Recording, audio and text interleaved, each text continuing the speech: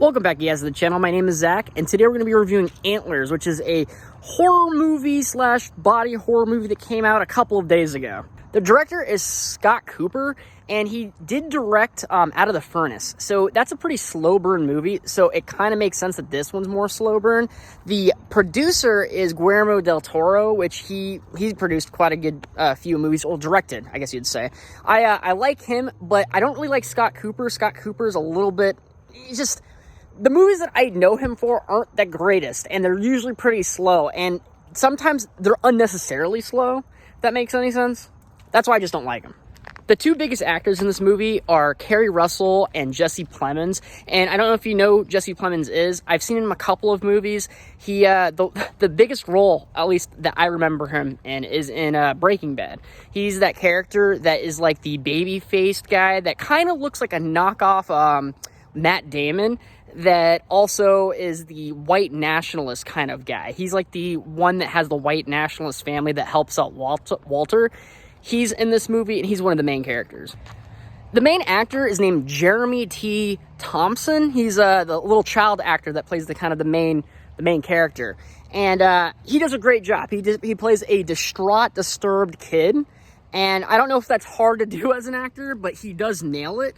So I think this kid should get more roles in the future, to be honest. The general plot of the movie is basically there is a weird spirit creature. I'm not going to try to spoil what it exactly is. It's something different than what I'm about to explain. But I'll give you a different animal or different creature, but kind of point you in the right direction, if that makes any sense. Basically, the creature is kind of like a Leshen from like The Witcher 3. I don't know if you know like Polish folklore, if you played The Witcher 3. It's this like woodland spirit that has like a goat face and has big ass antlers. It's not the same thing in this movie, but it's very similar, if that makes any sense. So anyways, this forest spirit creature ends up possessing the main character's dad, which is the little boy. And the little boy is basically trying to figure out how to keep his dad alive and, you know, deal with the situation. He ends up locking his dad up in the basement, and he ends up feeding his father like dead squirrels, roadkill, things that he sees that is, you know, killed out in the forest to keep his dad alive, because his dad starts becoming like this weird zombie creature that just is lusting for flesh. He just wants to eat, and he has like an insatiable appetite. So anyways, it starts escalating from there, and it's pretty brutal, certain situations. The creature looks really interesting and weird. I do like that part about the movie. There's this kind of secondary plot, or not want to say plot, but secondary kind of character. It's the teacher that is following the child. She's the teacher of the child, you know. So I mean, she sees that the kid is in distress. He's distraught. He looks like he's being abused in some way, and the teacher. They go like so briefly into it, but the teacher was kind of abused in her past, so she's you know, she feels for the kid, and she knows what abuse looks like. And it's not really abuse. It's more of like just there's a creature up in his attic that, you know, he's trying to keep alive because it's his old, you know, his dad or whatever. So, yeah, it's not about abuse, but she feels that he is being abused, and she starts kind of following him in secret, trying to find out what's actually going wrong with this kid. Now, this movie takes itself very, very, like, deadly cancer serious, okay? And, I'm actually okay with that. Like, I like that normally. And the reason I like that is because a lot of movies nowadays are kind of going down like this Marvel path where they always have to make like light of weird situations. They can't get too dark with things. They want to always lighten the mood with like a retarded, cringy joke. You know what I mean? And I see that a lot. And it's starting to bug me. I do want a serious movie. Problem is with serious stuff is that you have to stick the landing on the messaging and the serious tone and message of the movie. And the thing is that this movie doesn't hit that mark, in my opinion. And what happens is, because they have such a dark, such a deep message they're trying to portray, and they don't stick the landing on it, it's almost like they could use some humor in there to make the movie less depressing. Because what it does is it makes the movie very depressing and very surface level when it comes to the messaging. The messaging, by the way, is like, how could you say it? it's about abuse and neglect and all these really dark things when it comes to children, okay?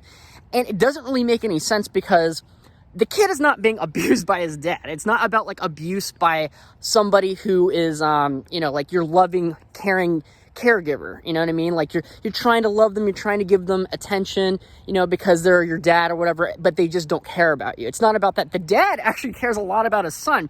He, when he got possessed, he did a thing, I don't want to spoil it, he did a thing to help his son, like, basically, so he doesn't kill his son. He does something to kind of, like, distance himself from his son, okay? But it's on purpose to actually help him. The dad is actually not a bad dad. It's just, the kid is distraught because there's a monster in his basement, you know? It's not really, so it doesn't really, like, compute when the teacher is, like, all about this neglect and abuse thing, and the kid has actually had a good dad. He's just, you know, dealing with a monster. So it doesn't really make any sense comparing those two, in my opinion. The other thing is the messaging about neglect and stuff like that. It's like, it's so surface level that it's almost like they don't even need it in the movie at this point. They might as well have just made a goofy monster movie. Because the characters, the actors in this movie try their best to make the characters seem like three-dimensional, like a real person. But what they do in this movie a lot is they do this thing where it's like, they want to explain everything to you. They don't want to show you anything. And that's like the perfect example of show don't tell. So, like, for example, the teacher, you know, she talks to her brother, which is what's his name, Matt Damon, the Matt Damon impersonator. You know, she talks to him in front of the audience a lot about, you know, abuse and neglect that happened to her when she was little, but they don't ever show really anything. So you never really get the full scope of what actually happened. So you don't really understand her. The other thing is that they also try to pull off, I guess you'd say, like an Aliens 2 vibe. What I mean by that is that, you know, in Aliens 2, Ripley has to go down and save Newt after Newt gets captured by the aliens, and they have like 15 minutes before the whole planet explodes, and there's no Marines left. She's the only one standing. She has to go into the mother's den to save Newt, right? The only way that makes any sense in that movie is that there is a bond and there's a connection between Newt and Ripley that makes a lot of sense. You know, so like in the beginning of the movie, in Aliens 2, Ripley, her child dies. Now, her child dies because of old age, because she was in a cryo chamber for 60 years. And Newt, her family died from the aliens recently, like a couple months beforehand. So what happens is they kind of like work off each other. You know, she's yearning for a family member, like somebody to take care of her. Ripley's yearning for a daughter that she lost. They're both together, and in the entire movie, Ripley doesn't kill any aliens until the very end. And she's basically just being there for Newt like a new mother. So it makes sense at the end when Newt gets captured. Ripley's like, no, I'm going down, and I'm going to save this little girl. She is my new daughter. She's my surrogate daughter, you know? And that makes it so compelling, you know? They try to do that in this movie, kind of, but it just doesn't make any sense at all. And the reason it doesn't make any sense is, like, I don't want to spoil anything in this movie, but the amount of screen time that the teacher and the kid actually have, like, interacting with each other is on screen is very little, and the teacher goes really far, way far and beyond to help this kid out. Now, I get it. She thinks the kid is abused or whatever. I don't care. Who cares? The kid is in a super dangerous situation that will most likely lead to your, like, death. You know, it's like a suicide mission sort of deal towards the end of the movie. And I'm just like, I would not go in there. And it doesn't feel believable at all. It just feels like they're trying to go for, like, something very deep and, like, compelling, like in Aliens 2. But it falls flat because all the characters are very surface level and they're very flat. There's no characterization in this movie at all. And that's what really ruins the movie, actually, in my opinion. Everything is surface level. You never get anybody's aspirations, their goals. You don't even understand what was really harming them in the past. So that's what kind of sucks. The other thing is, too, the movie is a slow burn, okay? Just like I said, it was Scott, the director. I forget what his name is. I just forgot. He likes doing slow burn movies. And it feels to me like they kind of did a slow burn here. and it doesn't really work because you're hoping for a horror movie. It comes off as like a horror movie as well. I mean, it technically is a horror movie. It's about a person being possessed and eating people. You know what I mean? There's not a lot of scary moments, and there's not a lot of stuff going on until the very end of the movie when it comes to the horror factor. So maybe a little bit of body horror beforehand, but it's a slow burn. And if you're looking for a movie that actually has like some scares in it, you know, a lot of I wouldn't say a lot of action, just more action, you're not going to get in this movie. And it would have worked to have that slow burn if the slow burn kind of led to something compelling. Because I mean, if you think about it, because I'm comparing everything to Aliens 2. God, there's bugs here. Aliens 2 actually kind of has a slow beginning, actually, you know?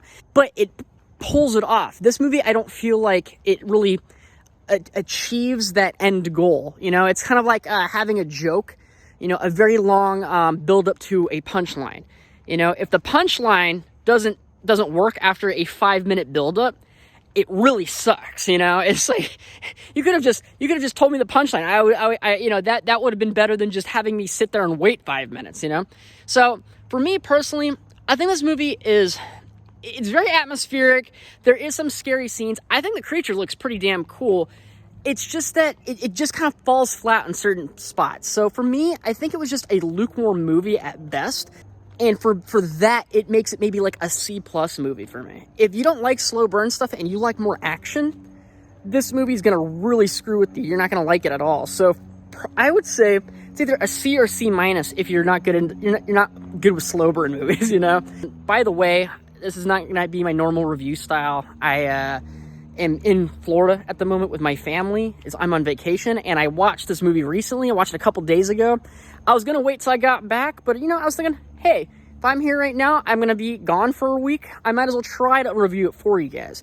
So please go ahead and please like this video just so that you guys at least tell me that you like my effort that I'm putting into making these reviews even when I'm on vacation.